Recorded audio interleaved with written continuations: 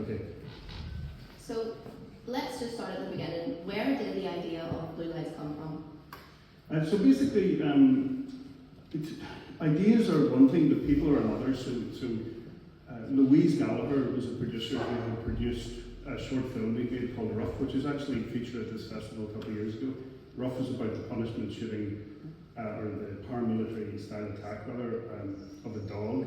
And if that sounds absurd, it was. So Louise produced that film, and we were coming to the end of a project called the Salisbury Poisonings, about the Novichok attack in Salisbury. And she came to us with this idea about a woman who was a social worker who leaves her career at age 41 and becomes a police officer because she knew someone who had done that, a friend of hers had done that, and had told her all these stories about just what a big life shift it was. And Adam and I kind of felt that we were interested in that, we felt there was something in it. And things moved quite quickly with Stephen Wright in BBC Drama, and the Salisbury Poisoning was successful, so Adam and I were at that point in quite a good place in terms of bringing something else to the BBC. And that's how it started. It was Louise's idea really, but when I talk about people, it's like we knew Stephen, we knew Louise, we loved working with them, and that's actually more important than the idea. So how did you go about casting people into Blue Lights? Yeah, so casting is a huge thing because you work on these characters for maybe a year and a half. Character writing is everything for us. Not everybody does it that way. Some people like to write plot first, but we don't. So when you get these characters, maybe after a year and a half of research and writing, you feel like you know them. You think about them in the same way that you think about real live people.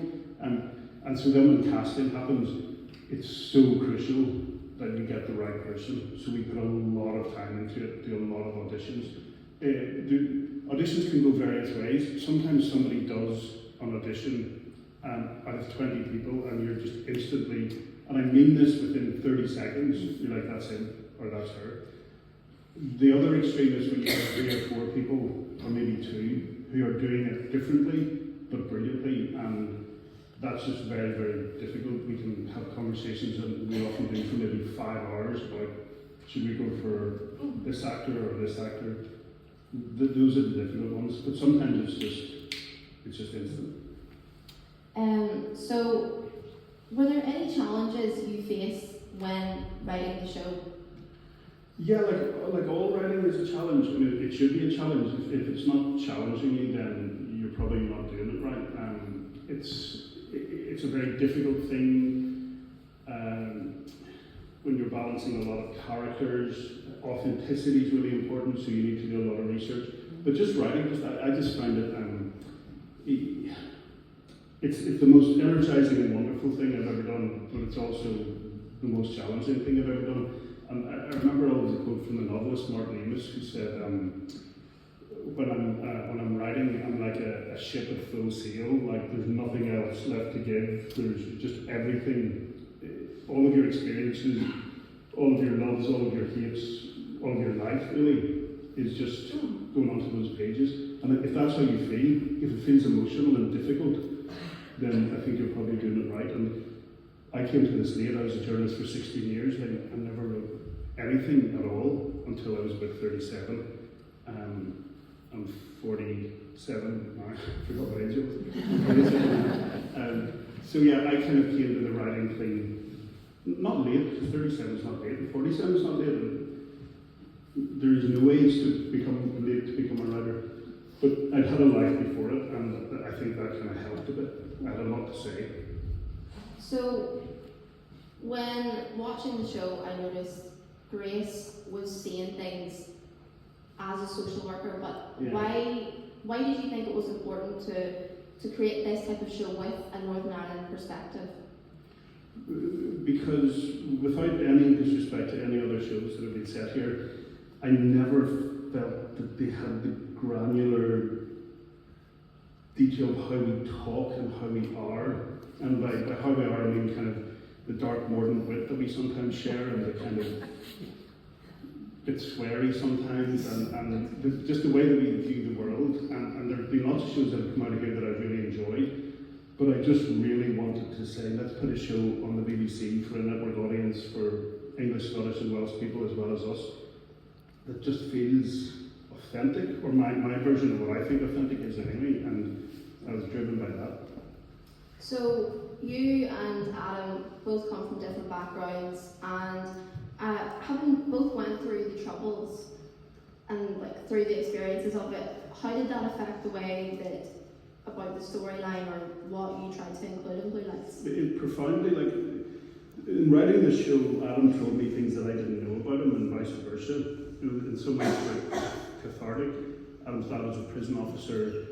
They had a gun in the house. He had a gun near him at all times in the door of the car. Adam said when they would be watching TV on a Saturday night, the gun would be like visible down the side of the sofa. That's how much threat there was at that time in the 80s. I come from the other side of the community, grew up in a nationalist family in Derry, although they had moved from Donegal and Galway in 1974 to Derry. The greatest act of reverse immigration I've ever heard. I once asked my dad, why did you do it? And he just said we were young, and I was like, young and dumb. But, I was never affected by the troubles in the way that never lost anyone, never had anyone injured. But we've all, I think, inculcated this sense of profound kind of anxiety and transgenerational anxiety and trauma. I think all of us who were anywhere near it. So my thing was basically, as soon as I got to 7 or 8, my parents went into Derry to work in the bank. I became fixated with the idea that they were going to be blown up in a bomb, which was not irrational. It wasn't a childhood irrationality. It was like entirely feasible. So I think it affected me in deep ways, even though I wasn't, immediately affected. And it affected Adam. He also had that profound anxiety for obvious reasons. And so when people talk about Blue Lights being tense, sometimes I read that word tense. It's always used in every review, and I was like, that's probably the tension on our shoulders. Yeah, I think it's important to see that everyone in every different generation have different experiences of the troubles, and obviously the difference is still going on today. But I just want to know, people don't see the amount of research that would go into making a show like this. I was just wondering what goes into actually bringing it into the screen? So the research was, because we're former journalists, and research is kind of everything to us, and I don't know how other people do it. I don't think we could write without massive amounts of research. Like we just love getting to the point after, say, a year of meeting loads of police officers, where we're just sitting there with a desk piled high with files and transcribed interviews, and then we get post-it notes and we stick them on the wall, just like that actually, about scenes that we would like to use, or characters that we think should be in it. And sometimes characters just grow out of one tiny thing that a cop has said. So for example, a police officer said to me over coffee, every section has an officer who doesn't want to be there. They've joined the police and they've realised that they've made a mistake, it's not for them, and they're scared, basically. And so out of that one line, we created a character called Jen, who should never have been a police officer, who is defined by her kind of fear. So research is everything to us. I could never sit down and write anything off the top of my head. I'm just not that kind of writer, neither is Adam. We met dozens and dozens and dozens of police officers. The police were quite good. They allowed us to go out with response teams in the back of police cars, which I did a lot. Still do. Actually, the last time I did it was 4 weeks ago. Kind of getting into it now. It's fun. That's fun. Is it fun, but is it scary at the same time? Literally once, and it was that time 4 weeks ago where there was a big disturbance in the street involving a lot of people, and I could tell, it was the first time, and many times, where I could tell the two officers in the car in front of me were worried. I could just see it in their glances and their voices. And they said as we were driving in, whatever happens, don't get out of the car. And I was thinking about a lot of things that could happen. So that one moment I was a bit scared, but it was fine. It was fine.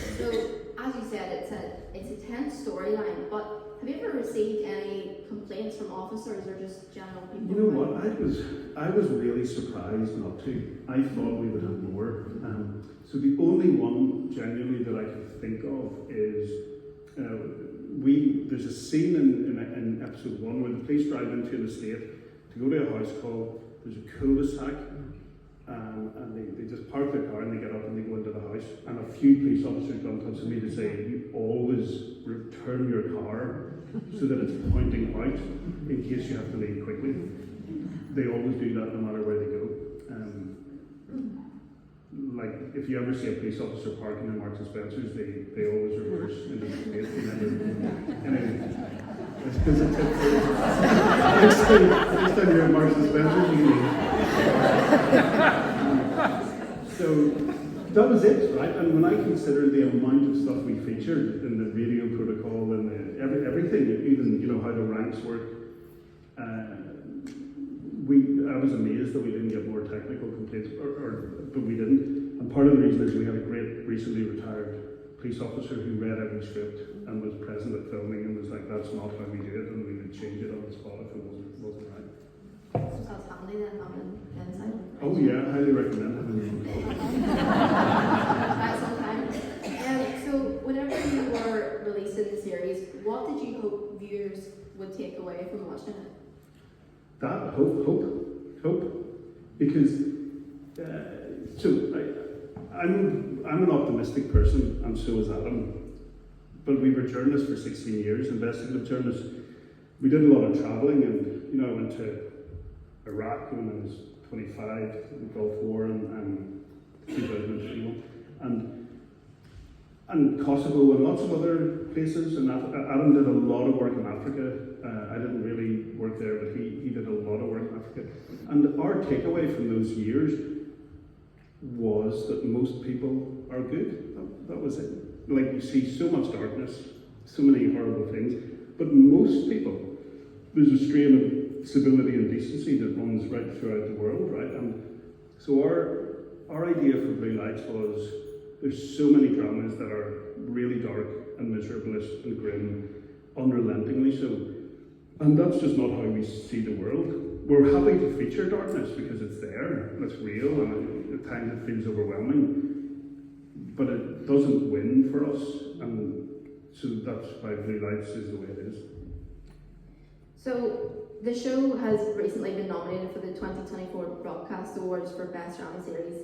Did you ever think that it was going to be as big as it is? No, obviously we didn't. We wanted to make a show that we felt good about, and when we were watching it in the edit out in Hollywood, we would watch episodes and we would look at each other and go, "Yeah, this feels good. I think it's good." But no, we didn't expect the reception that it got, and also I was a bit worried because I thought people across the water in England might feel alienated by it because it was so hyper local. We didn't give any quarter at all in terms of vernacular or anything. We were just like, splurge it out, here you go, hope you like it. And I was really glad that they did. Then the other problem is people here tend not to be crazily into the idea of seeing themselves represented in drama. Accents and all, people are usually like, "Oh God," but here as well, people really do it. So the short answer to your question is no, we didn't expect it, but we're really quite overwhelmed by it. Yeah. So I think the final question, everyone wants to know what's coming for season 2. I thought the final question was going to be, why'd you kill Jerry?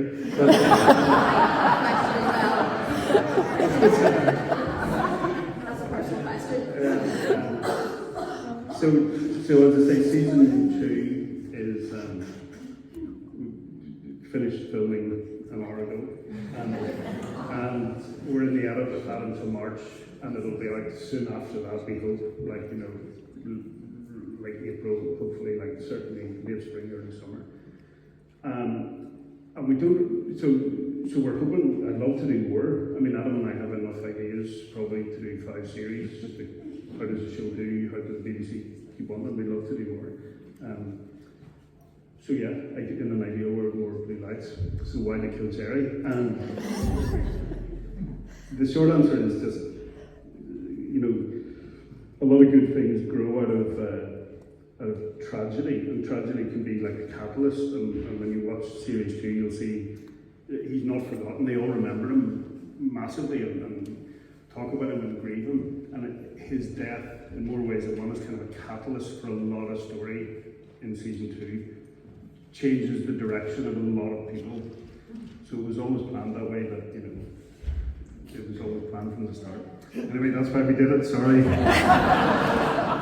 Thank you very much, Declan. Yeah, thank you.